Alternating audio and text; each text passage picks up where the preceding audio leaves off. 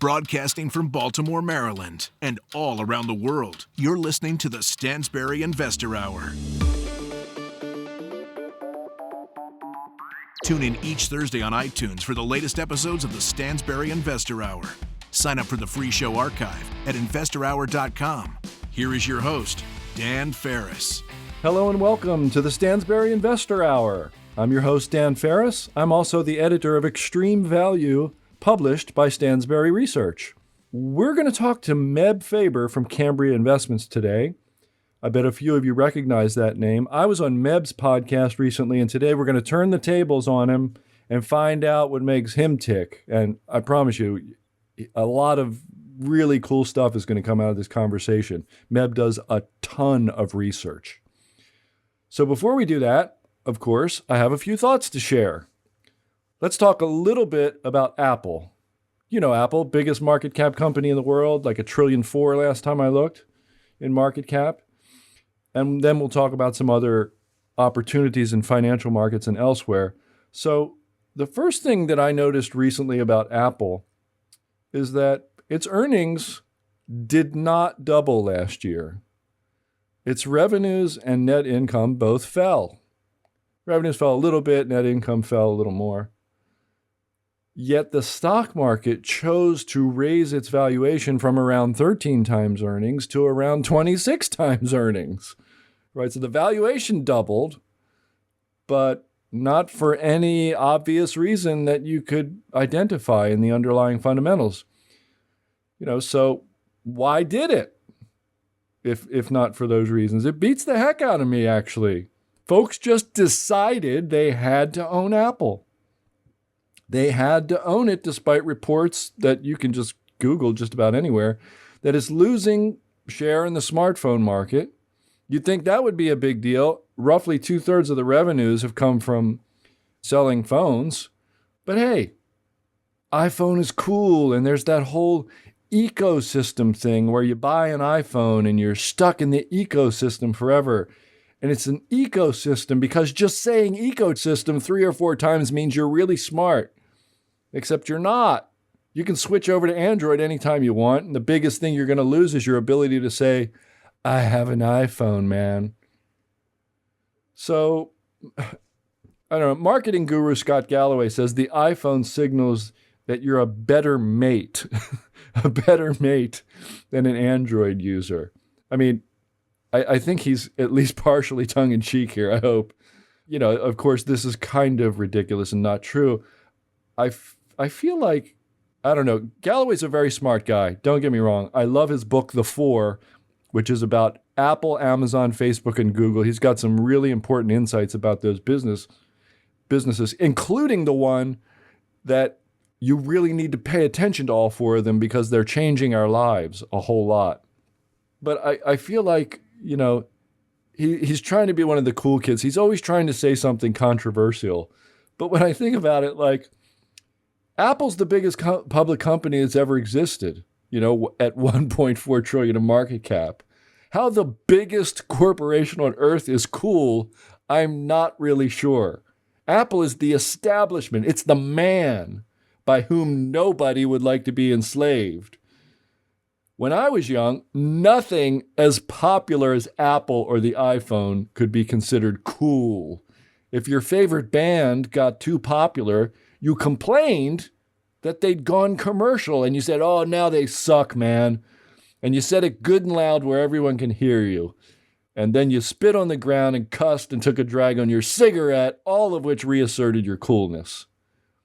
Anyway, thank you for indulging the little tiny trip down memory lane, but it makes me wonder what is not popular among investors if Apple is what is popular. And of course, what's not popular, what I really mean is what's truly dirt cheap today.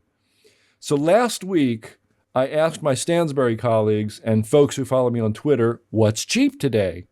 And I got some interesting answers, some of which I'm sure you will absolutely, you've not heard before and that you would not guess, or at least one of which. Perhaps the cleverest response was by John Hussman from HussmanFunds.com. We've mentioned him before on the show. He's an economist who has done some work on the valuation of the overall stock market.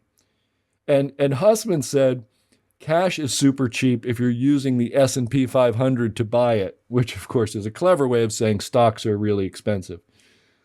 And Hussman says, when stocks get as expensive as they are now, returns are negative for the next 12 years. So ergo, trading them for cash, cash is cheap relative, right?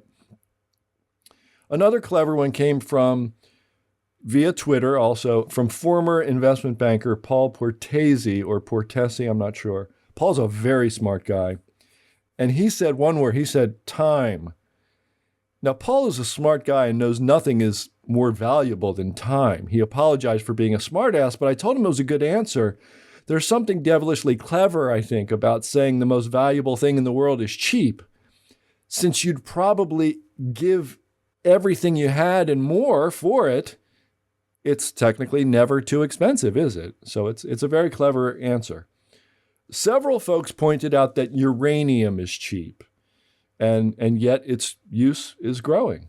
The largest uranium producer, Cameco, saw its stock above $40 in early 2011. Today, it's below $9, and it's been scraping bottom pretty much since late 2016. And, we spoke with Harris Kupperman last week, and he told us that he looks for situations with the potential to become multi-baggers. Uranium certainly fits that definition if you buy one of the uranium stocks. I mean, even Cameco, below $9 in a good, uranium boom, it could be a triple, I would assume, double or triple at least. You obviously need a substantial amount of patience with this, because it's already been 3 going on 4 years here. But it's a decent setup, so I thought it was a good one. Now, the most off-the-beaten-track answer came from one of my Stansberry colleagues, a fellow named Vic Letterman. And Vic Letterman works for Steve Sugarroot. And I know if you're a Stansberry subscriber or know anything at all about Stansberry, I know you know that name. So Vic said, he pointed me to this collectible card game called Magic the Gathering. He also referred to it as Magic Alpha Series cards. I don't know anything about it. So the collectible cards were in a bubble that recently popped, these collectible cards from this game, according to a National Public Radio report. Now, I know diddly squat about all this, but I know some folks are into collectibles, and it was such a weird answer, I had to pass it on. I personally don't do collectibles at all. When it comes to anything, any art or art-like thing, I only know what I like, and I can't get that out of my head long enough to care about what anybody else likes, which is really what you'd have to do if you want to assess collectability, right? Also somewhat off the beaten track, but definitely more on the traditional investment side, was another Stansberry colleague, Drew McConnell, of our Daily Wealth Trader service. We interviewed Drew on the program, you'll remember, with Ben Morris and Greg Diamond not too long ago. Drew says pre-1933 gold coins, this is also a collectible item, are cheap right now. Drew said, quote, the premiums for most of these coins are at or near their all-time lows. I see it as a no-brainer way to buy gold. If you like it, then you get the optionality of higher premiums if the coin market ever perks up, end quote. Collectibles aren't my thing, like I said, but I love how he identifies the optionality in these coins, right? No matter what else they might be looking for, every great investor I know of is constantly searching for this kind of optionality. In this case, optionality means besides just owning gold and getting whatever you get with owning gold, you also get additional upside potential should the collectible coins become more popular again. And with the premiums scraping all-time lows, you pay less than ever for that upside.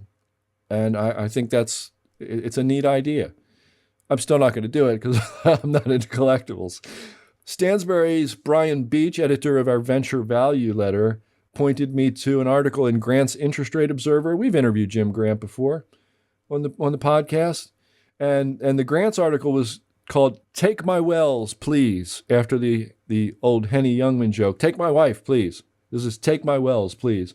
And the article was on how cheaply you can get U.S.-based producing oil wells these days. And Evan Lawrence from Grant's He said in the report, he said, quote, "So acute is the distress that wells denoted proved, developed, and producing are on the block for prices to yield unlevered internal rates of return of 15% to 20%, end quote. That's big. That's a huge yield, right? So there's an expert in the article who says most of the value of producing wells comes from the first 5 years of production. That's just basic math, basic discounted cash flow type math, because you discount less on the early cash flows than you do on the later ones. And also with oil wells, you get more production in the near term than you do, eventually they run out of oil, right? So you can hedge your commodity price risk for the first 5 or 6 years, right? The equity and debt markets are rough for oil because they just are right now. But the hedging markets are kind of open for business, they point out in this article. So you can hedge out your commodity price risk for those first 5 or 6 years. You can't, however, hedge out the expenses or the possibility that a well runs dry prematurely or something like that. And, if it does, it needs to be plugged, and that's another 80 grand. So, there's risk. There's risk for that 15 to 20%. Another hurdle here, of course, is that this is a private investor deal. The public companies that own these the proved, developed, and producing wells, they're not trading as cheaply as the individual wells. So to get in on this opportunity, you probably have to be an accredited investor and do a bunch of work or know somebody, who will do the work for you. And, you need to know the oil business probably better than if you're just buying some equity that you can, unload in a heartbeat. So, there's that, producing oil wells. My personal favorite answer came from Greg Diamond. And before I move on, right away, you're like, okay, collectible cards, collectible coins, oil wells I can't buy because I need $1 million. Yeah, it's like that, right? It's like that. It's a bunch of stuff that's clunky and semi-desirable to own, anyway. And that's when you ask what's cheap today, these are the answers you get, right?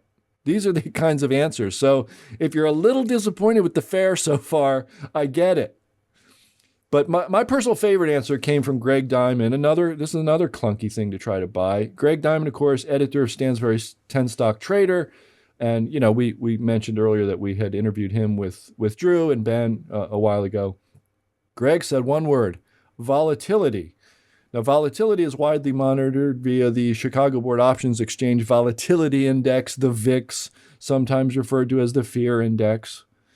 Volatility rises when stocks fall. A bet on volatility rising, then, is a bet on stocks falling.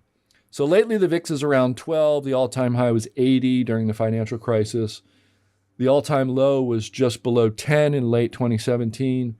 A couple years ago, I downloaded all the VIX closing price data going back to the early 90s, and I discovered that the long-term average is around 19 or 20. It might be 1 or 2 lower by now. The long-term modal value, M-O-D-A-L, modal, was 12. The modal value is the most common. There's the average, the mean, the median, and the mode.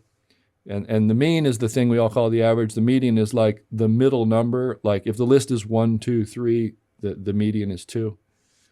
And the mode, if the list is 1, 2, 2, 2, 3, the mode is 2, right? Because it's the most commonly recurring value, right? So I thought, well, maybe there's a little bit of force of gravity around the value of 12. So when it gets there, if you think volatility is going to spike up, that's the time to go long. And we're there. And I tried to use that information to trade the VIX futures. And I've talked about VIX futures before. They stink. They don't work. Don't bother. They're broken. It's a broken instrument. And the ETFs are based on the futures. Also, a broken instrument. Don't waste your time. So, in order to buy volatility, you need to be a pretty sophisticated dude like Greg, if you look, like I said, these things are broken. If you look at there's this one ETN, actually, an exchange traded note. It's called the iPath Series B S&P 500 VIX short-term futures ETN. And the chart if you get a long-term chart, it's just a ski slope falling from left to right, right? It's endless value destruction. So, it's like a legal scam to separate investors from their money. But you can, if you know how to do it, buy, like out of the money put options. Or I think the VIX is based on at the money or slightly out of the money options, like 30 days out on average, between 27 and 33 days out, something like that. So, you could try that. I think it's just a good way to gauge, relative complacency. If the VIX hangs out at 12 for a good long time or just in that range, after a while, you start feeling like investors are really way too optimistic. And I think we're there in valuation alone, but, with the VIX at 12, that's just another data point to support that. So volatility's cheap. And there were a couple stock picks that people responded with. Some of them, actually most of them, there were like 3 or 4, and most of them were like, teeny weeny micro caps or whatever. The only stock pick that stood out for me was Steel Dynamics. It's a Midwest steel producer founded by some of the folks who came out of Nucor. And Nucor was the one that started out as a mini mill, steel recycler, right? They melt old Cadillacs and make steel, sell steel beams and whatever kind of, steel sheet that you can sell as a raw material. I read an awesome book about this company years ago called American Steel by Richard Preston. Richard Preston wrote those books about the Ebola virus. I read one of them called The Hot Zone, great book. And he wrote a couple others about Ebola, but he also wrote American Steel, which is a great book. I definitely recommend it. It's an exciting story. I mean, there's life and death stuff in that book. It's really exciting. But how excited are you to own a steel company right now? Probably not very, right? You want to own Google and Facebook and everything and whatever, cloud technology company is up next. But that's how stuff gets cheap. All this stuff is like, who cares? And that's how stuff gets cheap. So, Steel Dynamics operating income doubled the last 3 years. Free cash flow grew very nicely. It's got about $2.4 billion in debt, about $1 billion in cash and short-term investments. And, it's like 9 times trailing earnings. So it's like really traditional value investor fare. I'm not recommending it. I'm just saying this is the sort of thing you find if you start out by asking what's really cheap right now. And I will tell you that in the current issue of Extreme Value that just came out, the January issue, we recommended a company. It's a manufacturer, and we included a macro data point in there that we thought was really important. And if that part of our thesis is right, this steel company ought to do pretty well too. I can't say any more than that because people pay me a lot of money for Extreme Value. They might get ticked off if I go giving everything away all the time. And I've given a few things away, and they're cool with it so far. As long as they have plenty of time to digest it, which I don't think they really have yet. So maybe a better question than what's cheap now, since that seems to produce all these things that are so weird, is, does anybody even care what's cheap? That's the real question, isn't it? That's the 800-pound gorilla in the room. Buying what's cheap has gone out of style in the stock market anyway. And, Rob Arnott and his colleagues at Research Affiliates, who are fantastic financial research people, they recently said the current underperformance of value stocks, right, the cheapest stocks in the market relative to growth stocks, has exceeded most, and in emerging markets, all previous drawdowns. In other words, they're just about as cheap as they've ever been relative to growth. So, buying cheap stocks has rarely been a worse idea in most investors' eyes than it's been, today and most of the last decade. And that's true, even though, as Research Affiliates points out elsewhere, quote, historically, value stocks around the globe tend to win more often than they lose, beating growth over 5-year rolling intervals approximately 55% of the time, rising to 70% over rolling 10-year intervals. And I promise you, for a hit rate, 55% is statistically significant. And 75% is, whoa, daddy, hot stuff, over 10-year intervals. Look, it's no stretch of the imagination to conclude that human beings love it when markets rise and they hate it when they fall. So, these things have fallen relative to growth, so they hate it. And it's not also a stretch of the imagination to recognize they get excited about stocks for all kinds of reasons, like with Apple, who knows what reason, right? And they wind up making them a lot more expensive. And that leads to lousy returns. So these ideas are based on, sound observations, I believe, about the human condition. And I can't imagine human beings changing in any meaningful way, not for my lifetime. So, owning the biggest, highest quality, fastest growing, most wonderful companies can't remain a great idea forever, as it's been for the last decade or so. At some point, so many people will have thought of it and so many people will have done it that it can't be a great idea anymore. So maybe once that's happened, which I don't know, is that now? Kind of looks like it might be. Buying what's cheap might start to look like a good idea again. Okay, in another Research Affiliates paper, I'm high on Research Affiliates this week, Arnott and his team noticed that, quote, since 2007, well over 100% of the shortfall of value relative to growth is due to value becoming relatively cheaper. In the most recent 12-year period, the revaluation component appears to be the key to understanding why growth stocks outperform value stocks, end quote. So it is, in other words, it is, according to Research Affiliates, the phenomenon that I'm describing in Apple. It's just because people like this other stuff better. It's not because they've outperformed so much more on earnings, right? It's not because the businesses are definitely worth such higher multiples of earnings. It's just because they kind of like them a whole lot better right now. That's why they've outperformed the cheaper stocks in the market.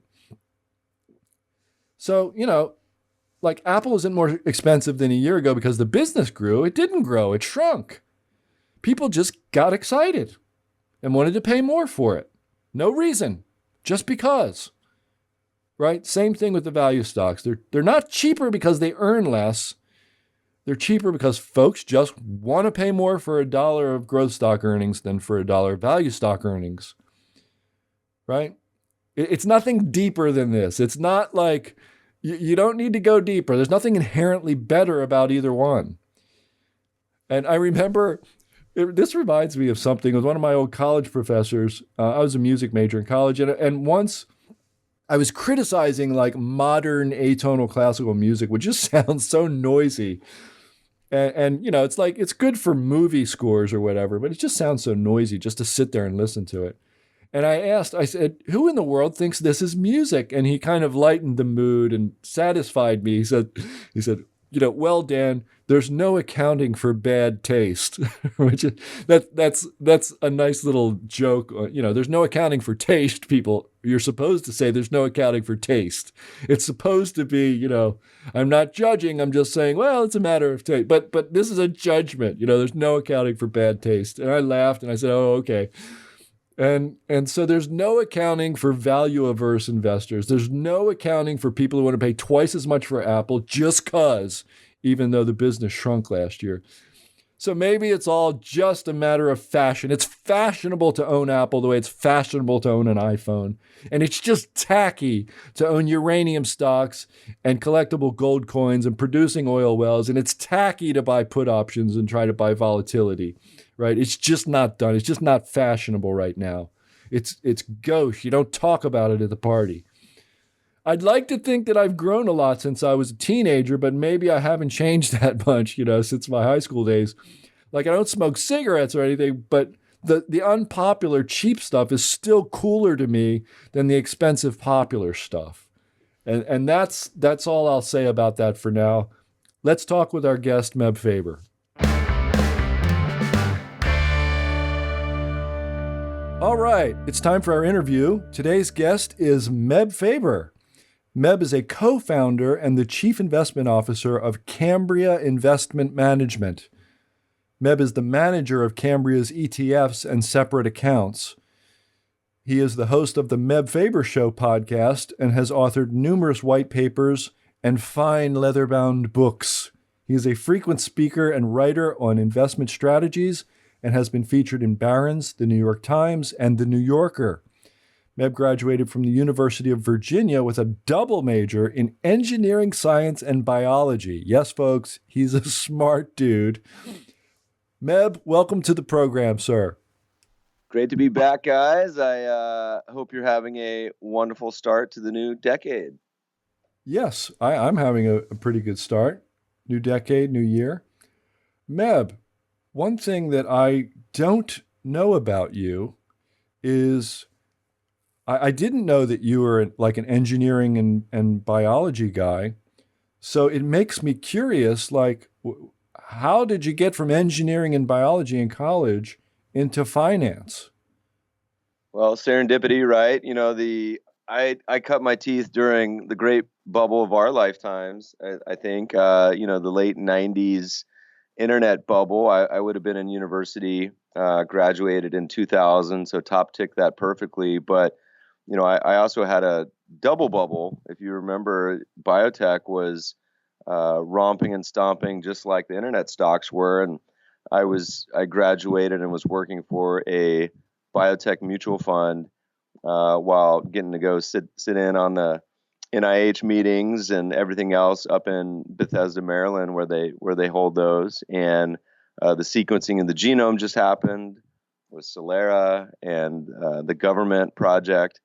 And so I got to see it on both sides and was probably even more ensconced than all the crypto fanatics have been over the past few years. So I bit full line and sinker during the late '90s, and the plan, of course, was to go back for grad school and get a PhD. So I did a little time at Hopkins in that neighborhood, but the world of investing certainly seduced me, and sort of gravitated more and more towards the quant side of the world and further away from pure biotech and fundamental research. So fast forward 15, 20 years, and here we are.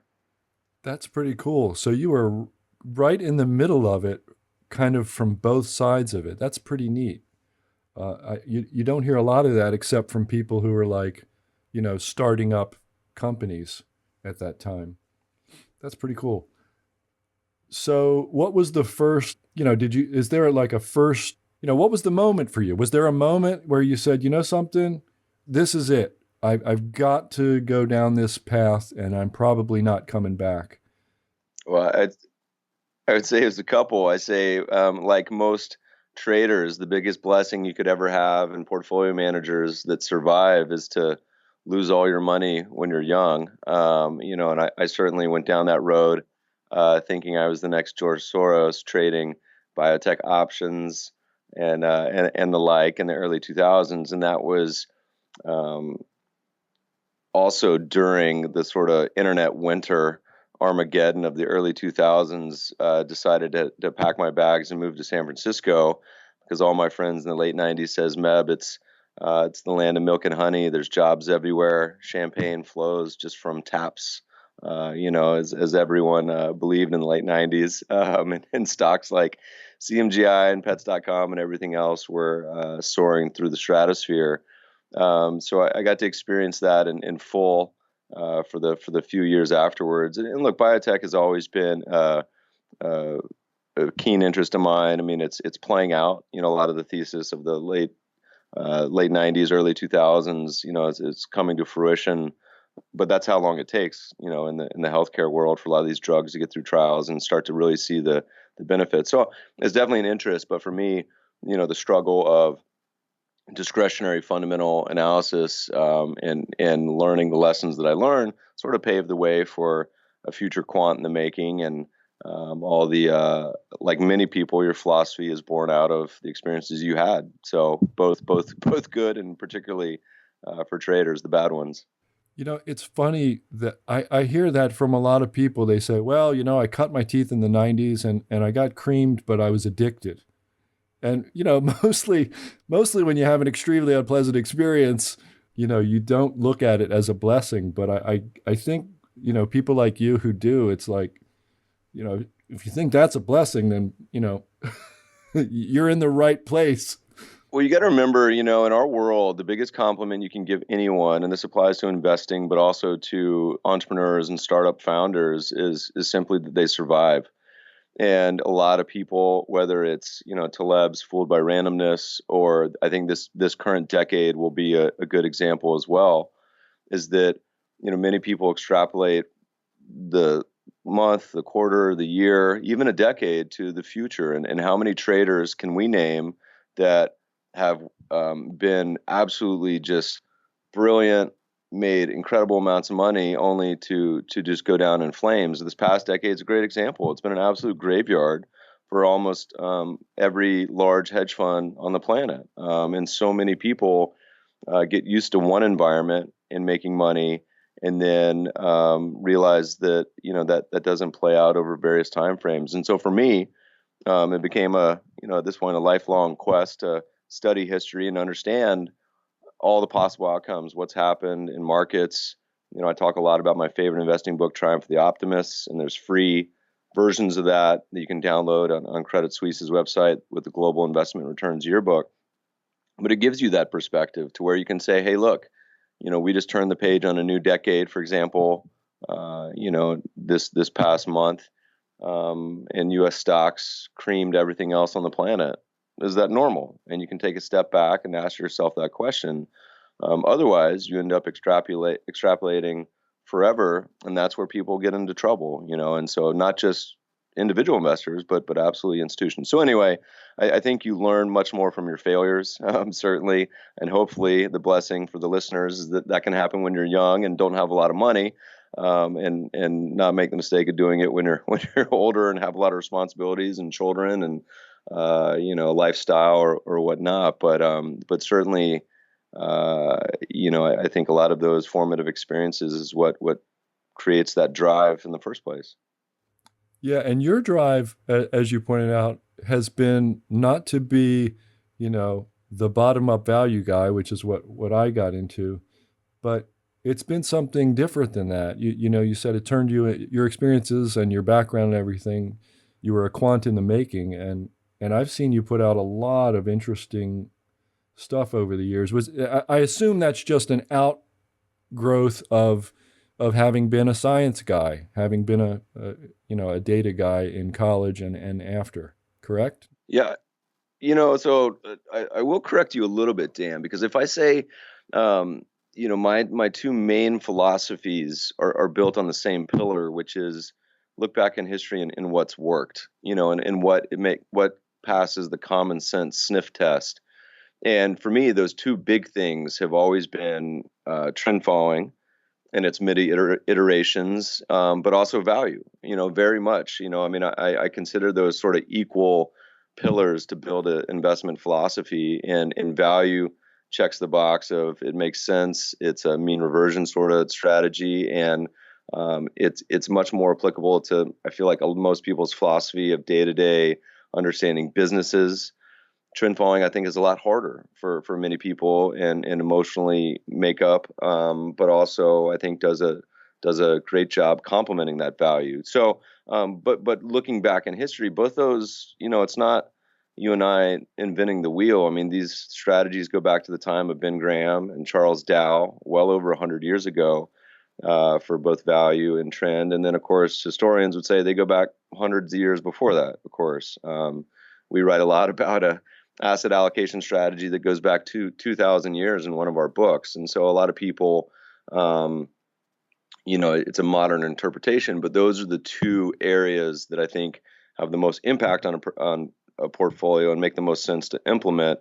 But that is born out of what you just talked about. Is it's an appreciation of history, a study of markets, and understanding why both of those inputs can lead to success. All right. Well, I stand corrected. So we're closer in beliefs, and we're closer in beliefs than you know.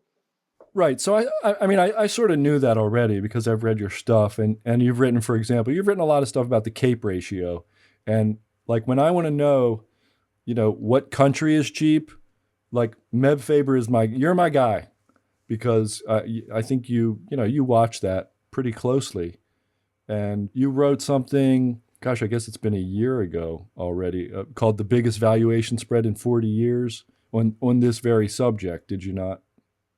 Yeah, I mean, look, I think it's always a good thing. It people love at the end of the year and even decade is I think more important to be reflective and take a look back. And so as we look back at what the world's been like over the past decade, U.S. stocks have crushed everything. You say, well, how does that look compared to history? And we'll tie in valuation in a second. And so U.S. stocks did, I think, like 13% this past decade. Awesome.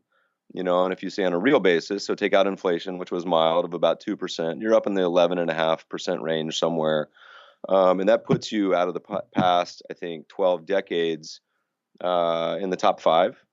And, you say, well, does that matter? Is that instructive? And it turns out that, the top 3 decades, which would have been the roaring 20s, nifty 50s, and my favorite bubble, the late 90s, on average did about 16% per year real. So that's after inflation.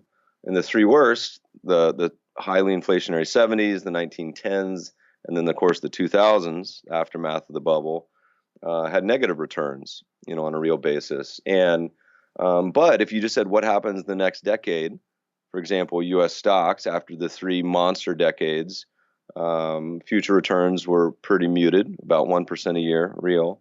And then after the 3 terrible decades, future returns were great, well over 12% a year. And so, kind of we fall in the top 5. It's not crazy. It's not the top 3 decades. But also if you look at valuations, so totally independent of the returns, after the 3 best decades, the valuation, the long-term PE ratio, which you talk about, the CAPE ratio, which is nothing more than a 10-year PE. And you can substitute any valuation metric in you want, dividend yield, sales, enterprise value to EVA, it doesn't matter. They all say the same thing. But we like taking PE because most people understand it. So the long-term CAPE after the best romping, stomping bulls was up around 28. And after the really terrible decades was down around 11. So you have the situation of multiple compression and contraction, as well as expansion. In this decade, we very much had an expansion. So at the end of the financial crisis, the PE ratio is in the low teens, whereas right now it's around 31. So very much like as you celebrate the end of this past decade, romping and stomping, we're in a scenario where, yes, the trend is still up and all-time highs are nothing to be afraid of. But on the flip side of the coin is valuations certainly are stretched. And the rest of the world, the good news is reasonably priced. So the foreign developed is around 20, low 20s, 22. Foreign emerging is down around 15. And the cheapest bucket is down around 12. But talking again back to what we were saying over and over again about being a student of history, most of the listeners, this is the biggest problem we have, is that we said on Twitter the other day, we said, which of these asset classes has the best returns over the past 20 years? So not just the past 10. Everyone knows stocks has done the best. And we did, I think it was stocks, REITs, gold, and maybe bonds. I can't remember. And the correct answer was U.S. stocks were the worst. But that's because it incorporates, the 2000 period too. But everyone's forgotten that, right? They just extrapolate the past few years. The last year we did 30% into infinity. And so if you look at, there's a great Bridgewater piece. We did a really long post outlining our top 6 favorite reads of the past year on international investing on the blog. And one of them was from Bridgewater. And Bridgewater said, look, if you compare the U.S. to just an equal weight of, say, the top, I think it was 15 or 20 countries, all the way back to the 1900s, how would that have done? And it turns out that it's pretty rare for the U.S. stock market to just beat the equal weight. In fact, it happened this decade, but prior to that, it happened in the 90s. Prior to that, it hadn't happened since like 1920.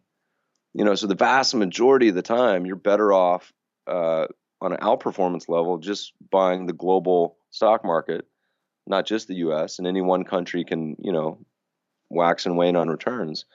But this, as we reflect, you take a step back and say, was I really this brilliant this past decade, putting all my money into only U.S. stocks, or was there a massive tailwind?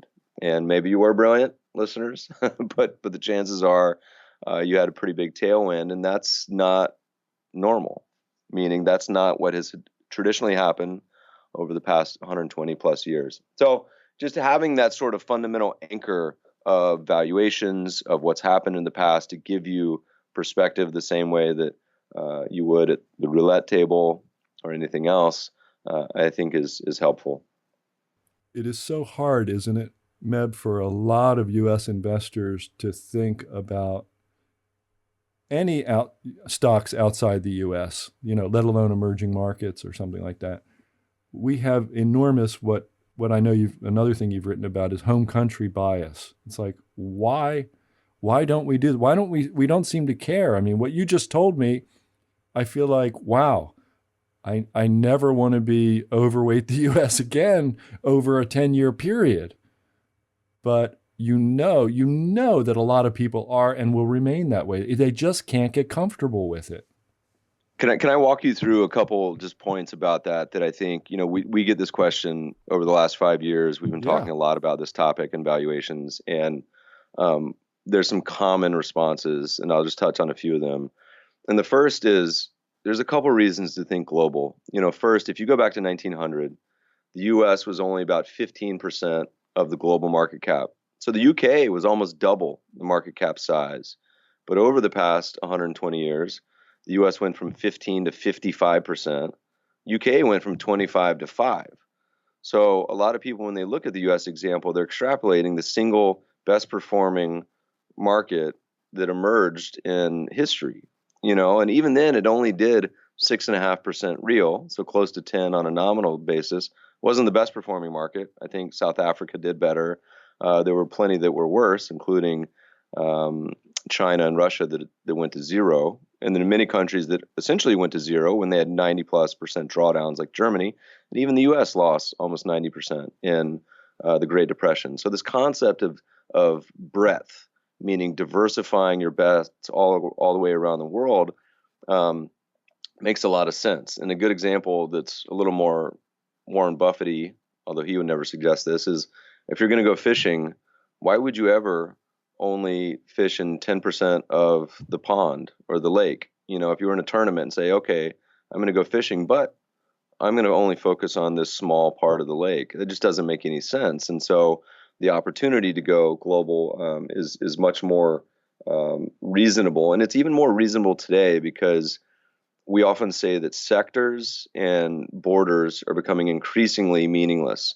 And there was a good piece in this blog that we did where they talked about, they're like, look, GlaxoSmithKline, that's a UK company, has almost no UK revenue.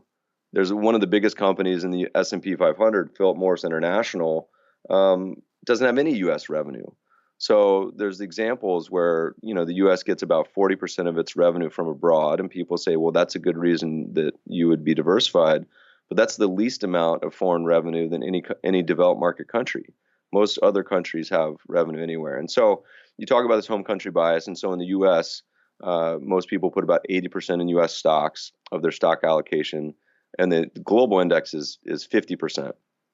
Which is still way more than any other country. But the funny thing is, everyone does it. The Japanese do it, our Australian friends do it, our UK buddies. Everyone puts the vast majority of their money in their own market, and history has shown that to be a pretty poor idea. So Vanguard actually did a study that said that every single country has a higher volatility than the global market portfolio of stocks. So if you're overweighting any one country, it's likely to be more volatile. The Bridgewater study I referenced showed that all the countries have a bigger drawdown, so your losses will be bigger.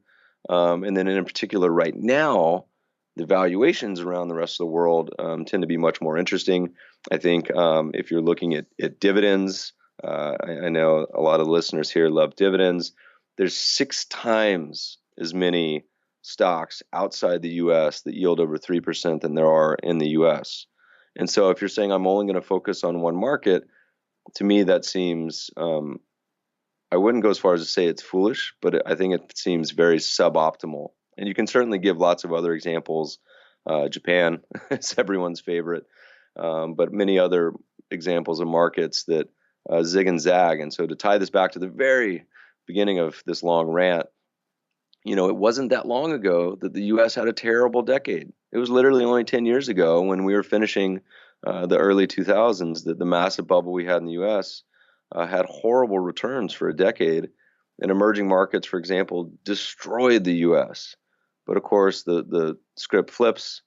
And over time, if we learn anything about markets, whether it's gold, whether it's stocks, bonds, real estate, commodities, is that every asset has its time in the sun, but also can be absolutely horrible at other times. And so this concept of diversifying your bets, staying in the game, not going broke by putting all your money into one market, I think is instructive. And I'll end this long rant with just two more comments because things we hear very often.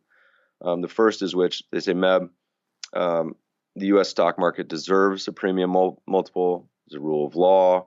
Companies aren't fraudulent, yada, yada, whatever. And I always respond to say, if that were to be true, I accept your hypothesis. And if it were to be true, then it should have a higher valuation premium historically. And in reality, it doesn't. Historically, the valuation on average of the U.S. is same as almost every other country in the world. So there is no premium in the U.S. And people say, well, Meb, no, look, over the past 70 years, the U.S. stock market's returned over 1% better than the rest of the world. And while that doesn't sound like much, in reality, if you compound it 1% more than the rest of the world, it's a massive, massive difference over time. And then I say, that's true. How much of that has come since 2009? And the answer is all of it. So we're obviously picking 2 points in time, but this past 10 years has been such an awesome run.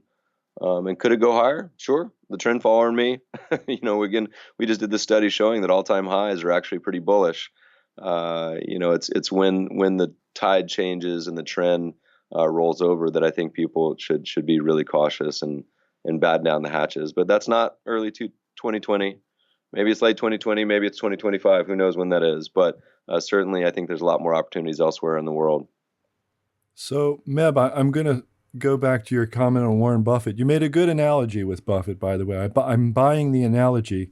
But I guess, as we both know, what he really said was, if you can't get a decent return, here in the United States, you're probably not going to do so much better by going to another country.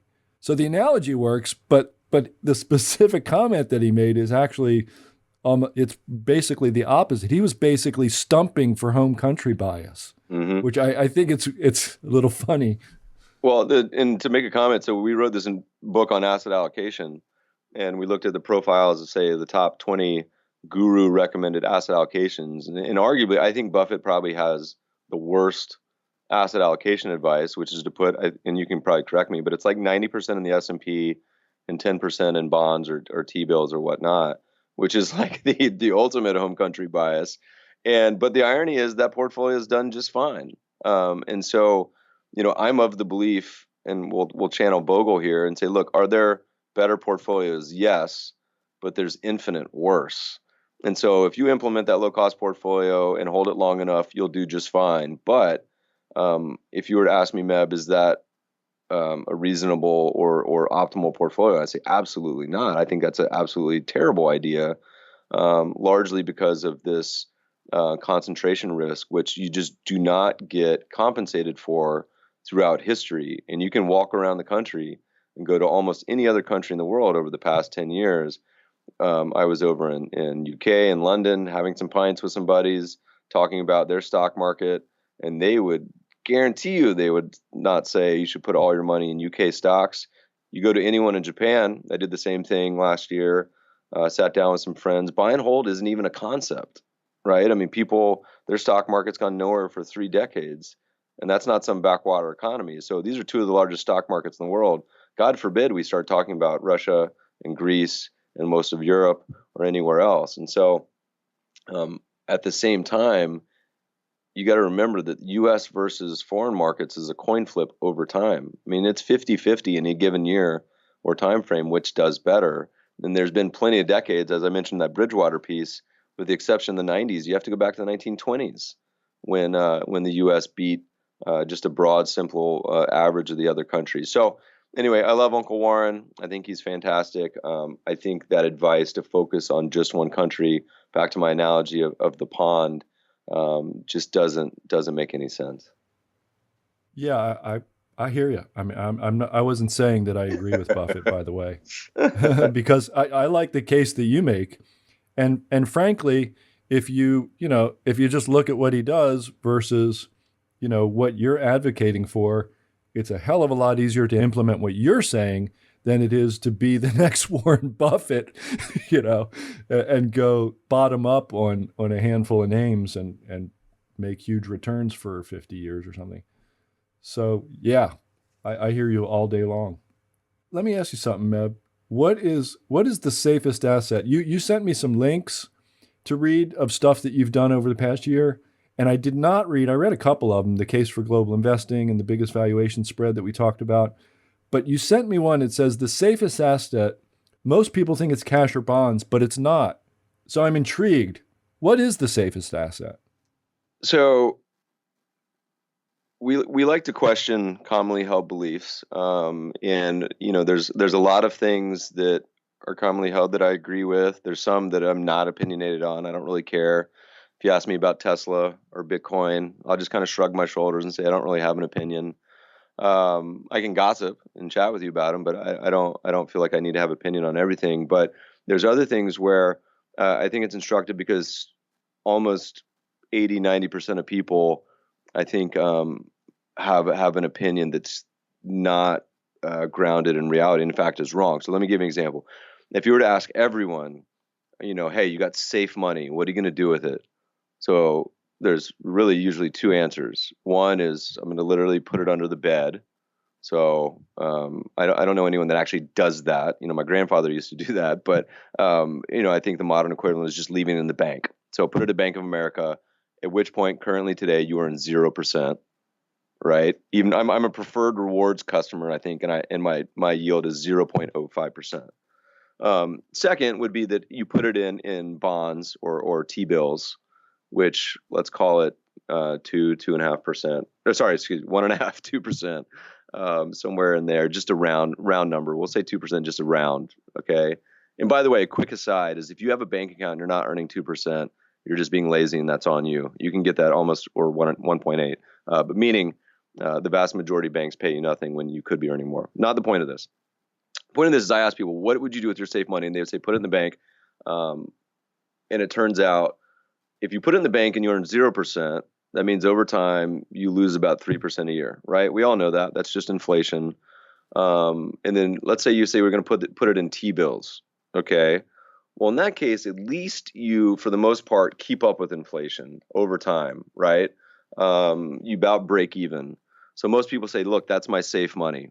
It has very little volatility, but that is not what history says. So if you go back in time, the biggest risk to, again, bonds and lower term bills is inflation, which is pretty moderate now. But even over the past 20 years, we've had plenty of times when inflation has been higher than bond yields. Look at the rest of the world of negative yielding sovereigns. So in reality, we did a Twitter question. We said, how much do you think that you would have, the biggest loss you would have had in safe U.S. T-bills over the past 100 years? And the vast majority of people said 0 or 0 to 15, 15 to 30, 30 to 45. So I think that was like 80% of people, and they were all wrong. Had you had T-bills at one point, you would have lost half, including the worst 12 months, you would have lost a third.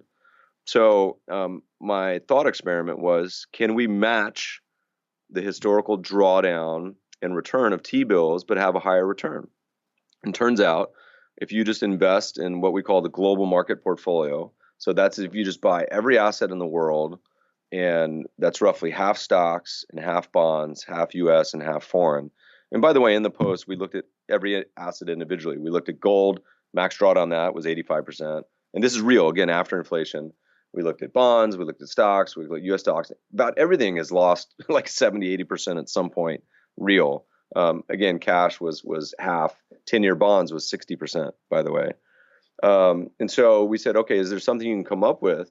And simply, if you invest 2/3 of the portfolio in global market portfolio and a third in cash, this is just an example, you basically have a better drawdown. So the worst case drawdown was 37% instead of half.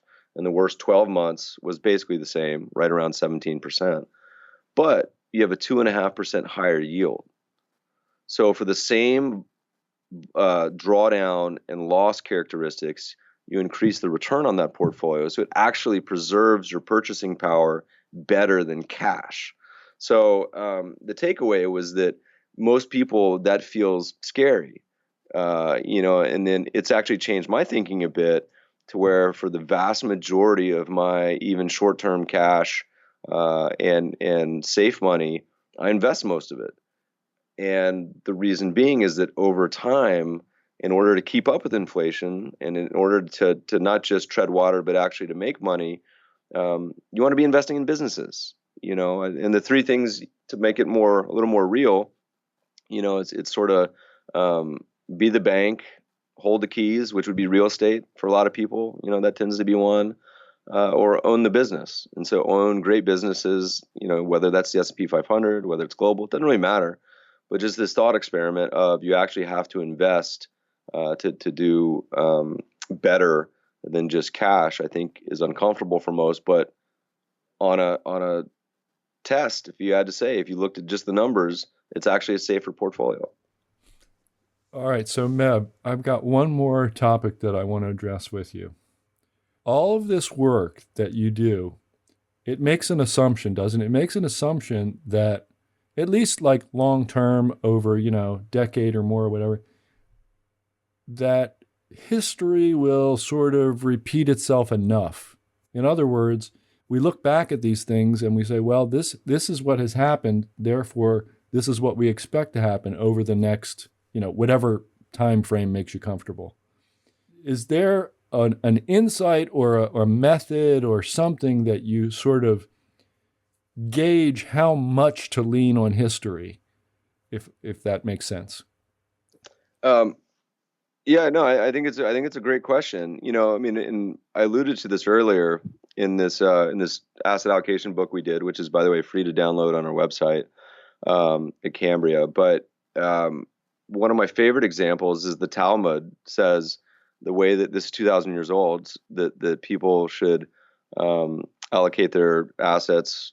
I didn't quite say it this way, but I think the quote was, I'll paraphrase, was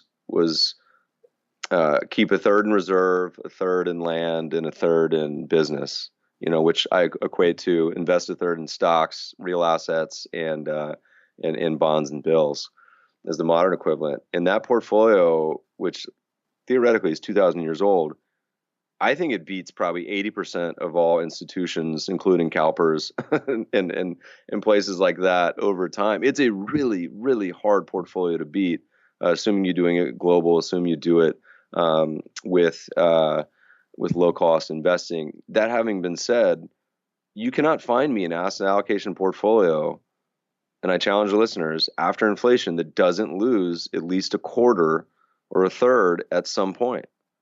And that's just normal markets. And so looking back at history, the good news is we have 120 plus years of capital markets. The bad news is that's not that much. And so if you look at the modern era of even our modern currency world, that's only 50 years. And so I 100% agree with you that it's useful to look at history, but the future will always be different. I've always wanted to write a shareholder letter. You always see these managers, and I understand why. I'm a quant, and we do the same thing. When something weird happens in the world, they'll say, "Oh, it's okay. This has happened before, and this is, for example, this is why value has done so poorly the past decade. It's not out of the question. We expect it to revert in the future." But on the flip side, I've always wanted to write a letter say, "It's okay, clients. This has never happened before." And there's plenty of things that have never happened before.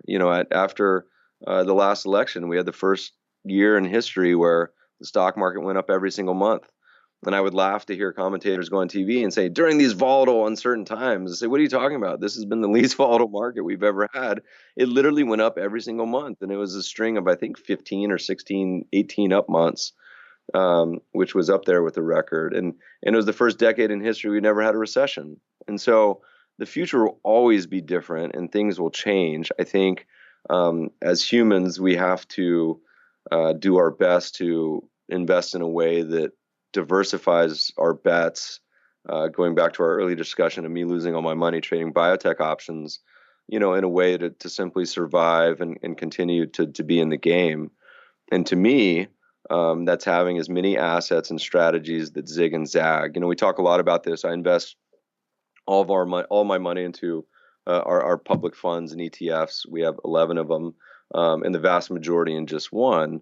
And it's a philosophy that, again, going back, is half what I call this global market buy and hold portfolio with tilts towards value and momentum. So it gives you stocks and bonds and real assets like real estate and gold, everything all around the world, because I want a fundamental anchor to what's going on in the world. But the biggest problem with the buy and hold portfolio historically has been the bear markets and the drawdowns. And the problem with that is it coincides almost always with things going bad in the world, with poor economies and recessions and depressions. So if you look at buy and hold, when did it do really poorly? Well, the financial crisis, it got absolutely smoked. And depending how you did buy and hold in the late 90s, 2000s, it could have done great or terrible. In general, it's been a wonderful portfolio, but it coincides in times when people are losing their jobs, economy's doing poor, and unemployment goes up. And so the flip side, the other half of the portfolio for me is trend following, which is equally as difficult and hard of a portfolio to follow behaviorally, psychologically. But usually it's not because of the 2008s, it's rather the opposite. It's when things like the S&P are romping and stomping. So having been a professional money manager for a while now, the biggest takeaway from all this is not what happens in history. It's not the actual portfolios. Most portfolios we see are probably just fine. It's the emotions and the psychology that investors have that creep in and fractures their process, and almost universally, and so having a process where you understand what's at least possible in history, so you're not going to get surprised by a 25% loss in your asset allocation. You're not going to get surprised by if stocks go down 20% in a month. You're not going to be surprised if inflation goes up to 8%. All these things that have happened in the past and could be worse. But rather that you understand that, and then you build something that philosophically works for you. So if it's the Warren Buffett, you buy the S&P 500 and put it away, God bless you. If it's I buy 10 dividend stocks and reinvest those dividends, whatever it may be. By far the hardest part is the compliance and finding something that works. And I think most investors really, really struggle with that. So history certainly is a guide, but we also got to be almost like comedians being money managers, right? Because you gotta laugh at the possibilities of what could happen in the future. I always say, what could cause the U.S. stock market valuation could increase up to 45, which is what we saw in the late 90s. It could increase to 100, which is what we saw in Japan in 1989. And hey, it could even go higher in Japan. There's nothing stopping that. Elon Musk finds free energy on Mars. I don't know.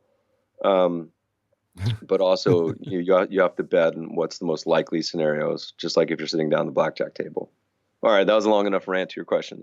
Sorry, but history is useful, but you can't bet the house on it for sure. So, Meb, we've come to the end of our time. I usually ask people, if you could leave the listener with one thought, what would it be? That last one was pretty good. I don't know. If you can do better, by all means.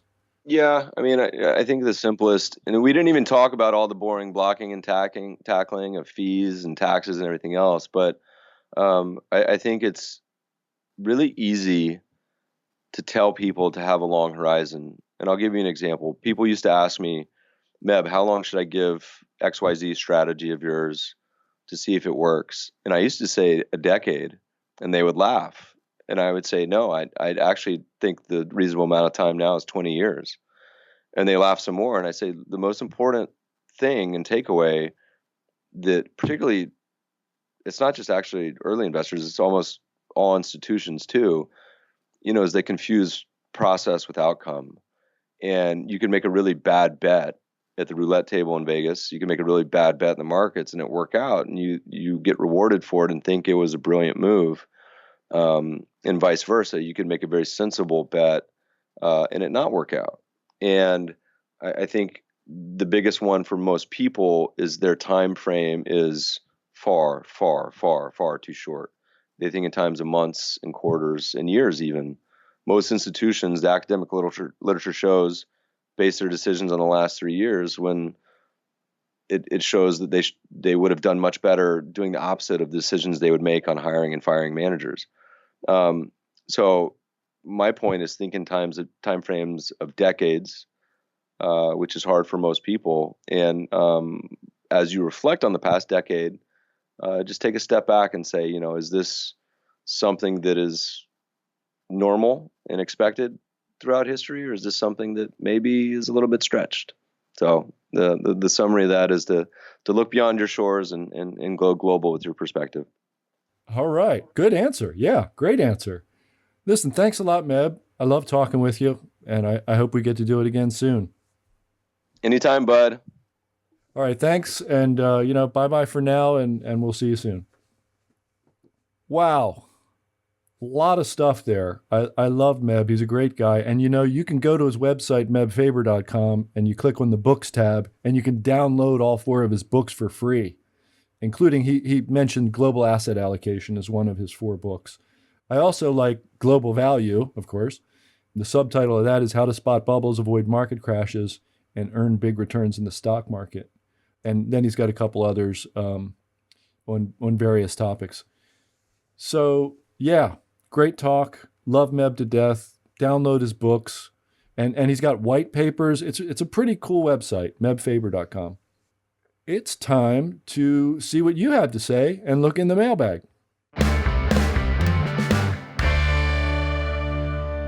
All right, time for the mailbag. This is where you and I get to have an honest conversation about investing. You write in to feedback@investorhour.com with comments, questions, and politely worded criticisms, and I read them on the show and respond with my comments, right? We get to interact. We get to talk to each other. And maybe I'll offer a question or a politely worded criticism or two. I read every email we get. I respond to as many as possible. Not all of them, but as many as possible. Just write in to feedback@investorhour.com. First one this week is from Angelo C. And Angelo C says, whatever happened to the prediction one of your guests made about Tesla being under $100 by the end of 2019? Now it's over 500. Things seem to be super out of whack at the moment. Cheers, Angelo C.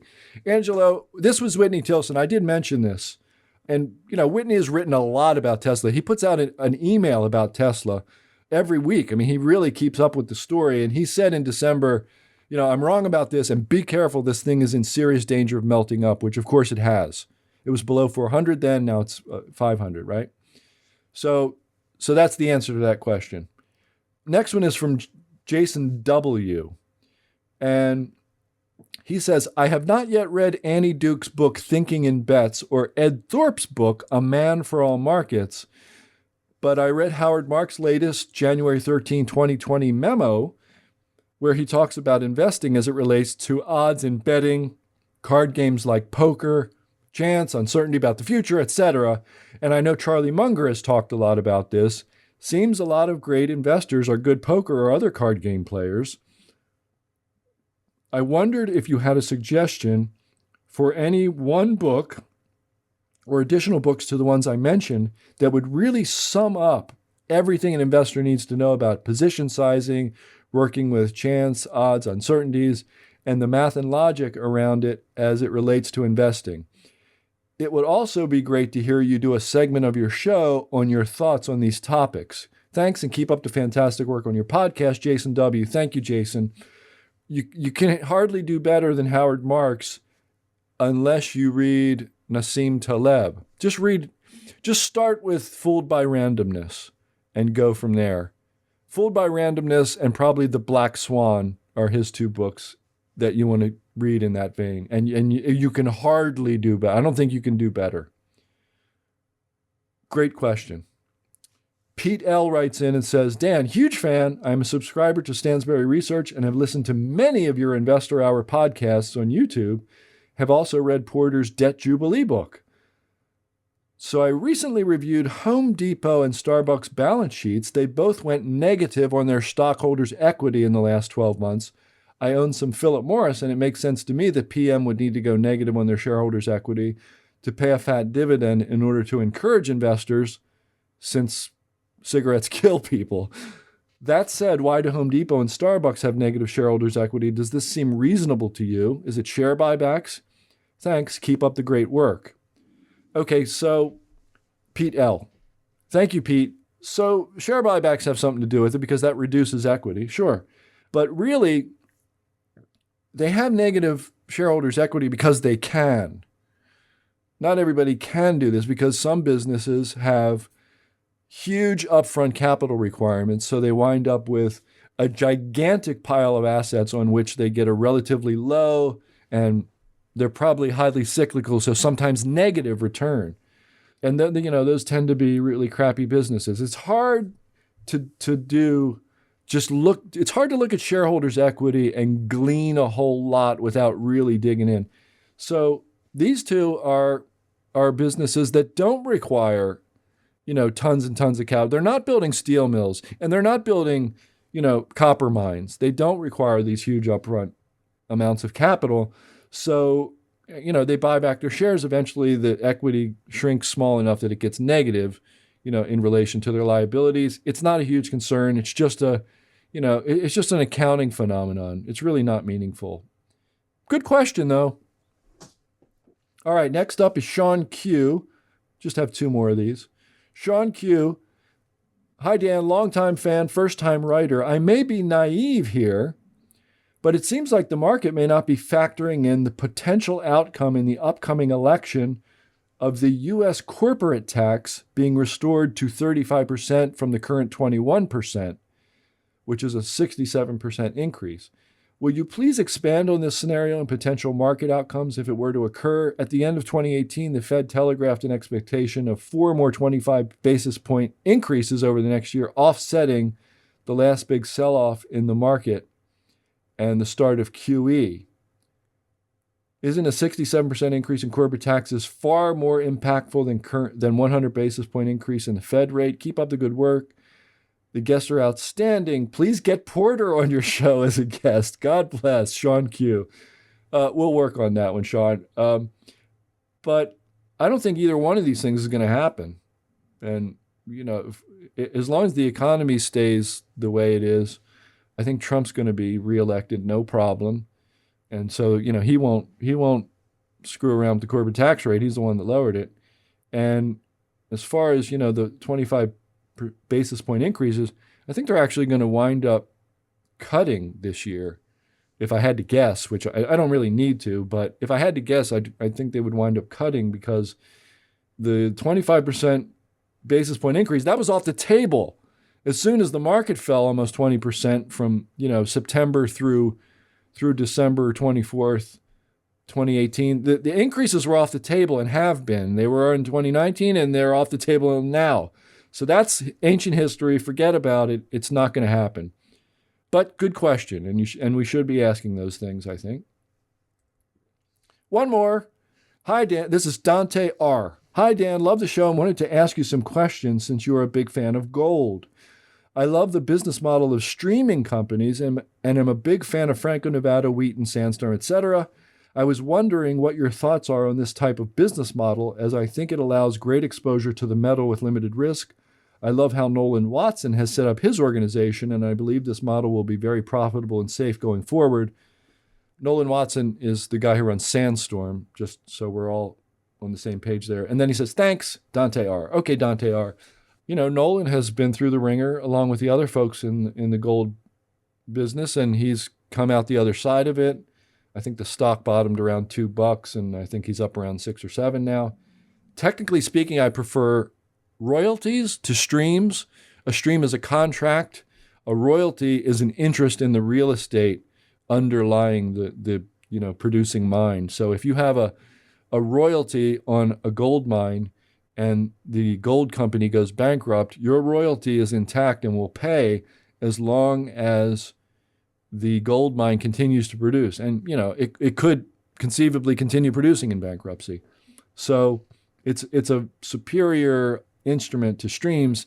Having said that, we've talked about Altius Minerals on the program, and they have a really nice copper stream on a gold mine in South America, in Brazil. And they've structured it really well so that it's a long-term thing. It contains upside the way you get with a good royalty agreement. And so there's lots of optionality in it, just like with a good royalty. So I would just say you need to look at these agreements and make sure that they are going to treat you well over time. But, having said that, sure, yeah, this is the best way to pull the cash off the top of the, off the top of the revenue stream coming out of a mine is royalties, and streams aren't bad either. So I agree, and good luck to you. I'm not recommending Franco-Nevada, Wheaton, or Sandstorm by saying all this, but your basic idea, I believe, is sound. In fact, I'd go farther. I'd say that the only two places I want to be in gold or mining in general are at the beginning of the process and the end. So the beginning is prospect generation, original prospect generation, where you pay a small amount of money to stake out a mineral prospect. Then you get a partner to spend all the capital necessary to drill holes in the ground and figure out if there's something there and get them to take the risk and earn their way into a bigger, usually a majority stake in the thing. And, you do a bunch of those, and if one of them hits, you can turn literally like a few $100,000 into a couple $100 million. I've seen it happen. Altius Minerals has done it. So that's really great. That's a low risk way to go at this. And then at the other end is the royalties. After the mine is producing, if you have a royalty on it that you've created, especially if it's one that you've created in that prospect generation process, oh man, then you're turning a small amount of capital, not just into a one-time, tens of millions or hundreds of millions of dollar hit, but you're turning it into something with a huge present value of tens or hundreds of millions that produces cash flow for many years, which is really cool. So yeah, I'm with you, and I think it's a good question. I'm glad you brought it up. All right, everybody, that's it. That's another episode of the Stansberry Investor Hour. It's my privilege to come to you this week and every week. And look, just go to our website, investorhour.com. You can see every single episode we've ever done. You can listen to every single episode we've ever done. You can read a transcript of every single episode we've ever done. And you can enter your email at investorhour.com to get an update on every single episode that we will ever do in the future.